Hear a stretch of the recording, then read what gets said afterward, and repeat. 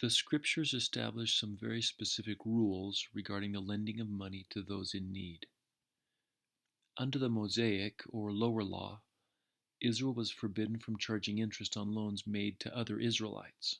From the 22nd chapter of Exodus, "If thou lend money to any of my people that is poor by thee, thou shalt not be to him as an usurer, neither shalt thou lay upon him usury." In addition, all loans were forgiven every 7 years. At the end of every 7 years thou shalt make a release, and this is the manner of the release. Every creditor that lendeth aught unto his neighbor shall release it. He shall not exact it of his neighbor or of his brother, because it is called the Lord's release. The Lord tested the integrity of the hearts of those capable of lending assistance to the less fortunate.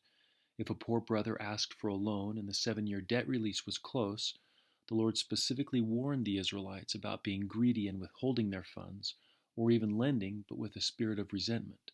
Moses taught, "If there be among you a poor man of one of thy brethren within any of thy gates in thy land which the Lord thy God giveth thee, thou shalt not harden thine heart, nor shut thine hand from thy poor brother, but thou shalt open thine hand wide unto him, and shalt surely lend him sufficient for his need in that which he wanteth. Beware that there be not a thought in thy wicked heart, saying, The 7th year, the year of release, is at hand, and thine eye be evil against thy poor brother, and thou givest him not, and he cry unto the Lord against thee, and it be sin unto thee. Thou shalt surely give him, and thine heart shall not be grieved when thou givest unto him, because that for this thing the Lord thy God shall bless thee in all thy works, and in all that thou puttest thine hand unto." When Jesus brought the higher law, he taught that his followers were to lend without expecting to get their money back. In Luke chapter 6 we read, "And if ye lend to them of whom ye hope to receive, what thank have ye? For sinners also lend to sinners, to receive as much again. But love ye your enemies, and do good, and lend, hoping for nothing again." Sinners that lend to other sinners, to receive as much again, refers to loans made to other Israelites without interest.